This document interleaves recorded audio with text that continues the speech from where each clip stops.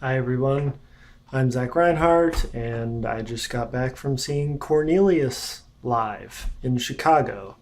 I am now home finally. This is my bedroom, and yeah, I just wanted to talk about it a little bit.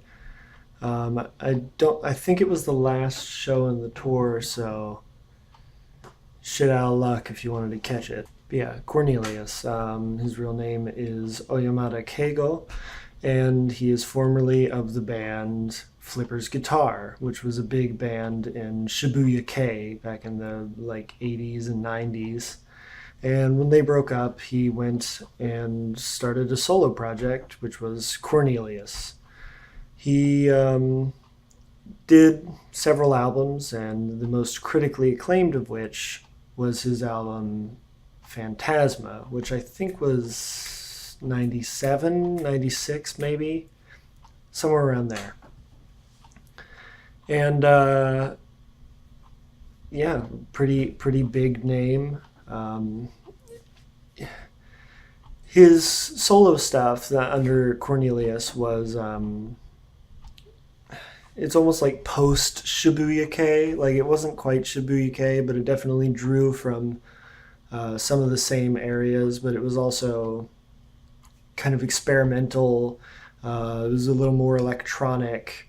It was with his solo stuff. He just wasn't afraid to be kind of loud and aggressive, as well as being kind of chilled out and slightly jazzy. He also made really heavy use of samplers and synthesizers and stuff like that. And so yeah, I heard he was on tour in America, and I was like, holy shit, gotta go see that. And it was right after I went and saw Boris, so I like shot up, went and saw Boris, and then I went to Chicago and I saw Cornelius, and now I'm back and I'm tired and just exhausted, but I've got shit to do, so I'm gonna be up for a while. But yeah, so this Cornelius show, he didn't have an opener, so it was just Cornelius and his band. So it was a pretty short show, which I didn't really mind because I was kind of tired anyway. But yeah, it was only like hour and a half, maybe edging on 2 hours, but it was definitely less than 2 hours.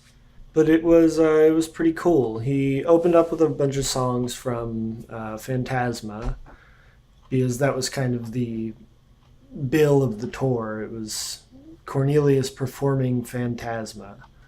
So he opened up with a bunch of stuff from Phantasma, and then started doing just mixing in songs from other albums as he went through.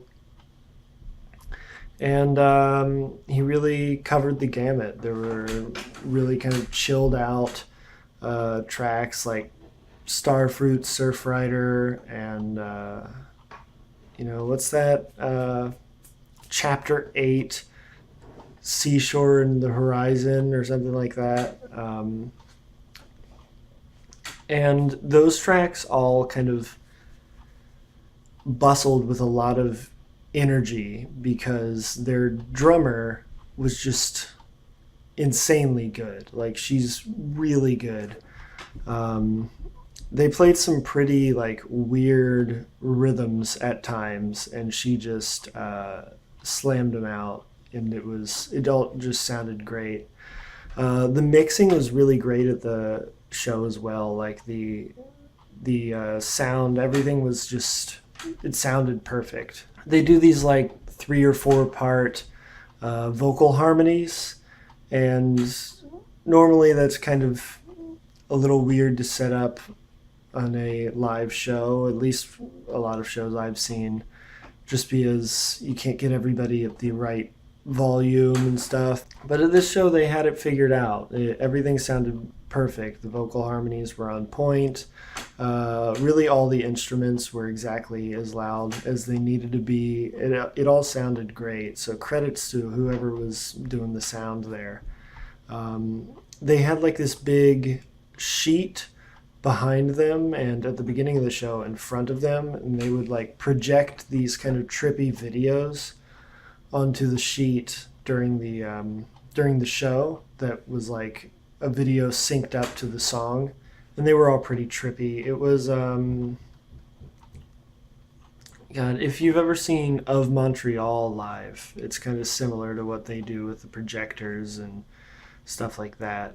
There was also some pretty cool crowd participation stuff. Like they brought up a guy from the audience to play a theremin solo on one of the songs. And towards the end of the show,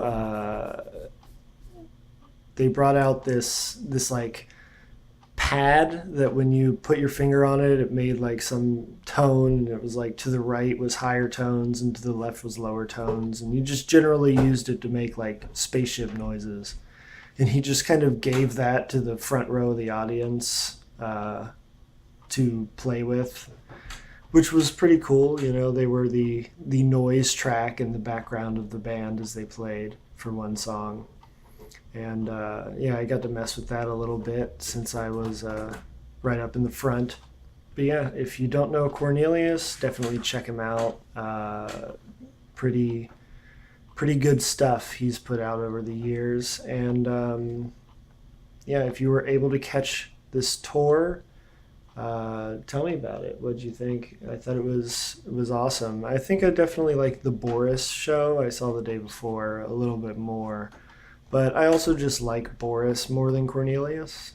But yeah, and if you haven't seen Cornelius live, now you know. Check him out whenever you can, because it was a great show. Big spectacle of lights and sound and really solid musicianship all around. Quality sound. Like there was really not anything to complain about for the whole show other than the length. Because I showed up at like 7:30 and I was out by 10. And I go to a lot of shows, and I'm used to showing up at like 7 o'clock and getting out at like 1. But yeah, I think I'll be back to reviews next week. We'll see how it all works out, because my schedule is a little bit weird for the next couple weeks, but I think I should be able to do it. If not, I'll come up with something, I'm sure. But yeah, so Cornelius, check him out. If you can catch him live, it's a sick show. Peace.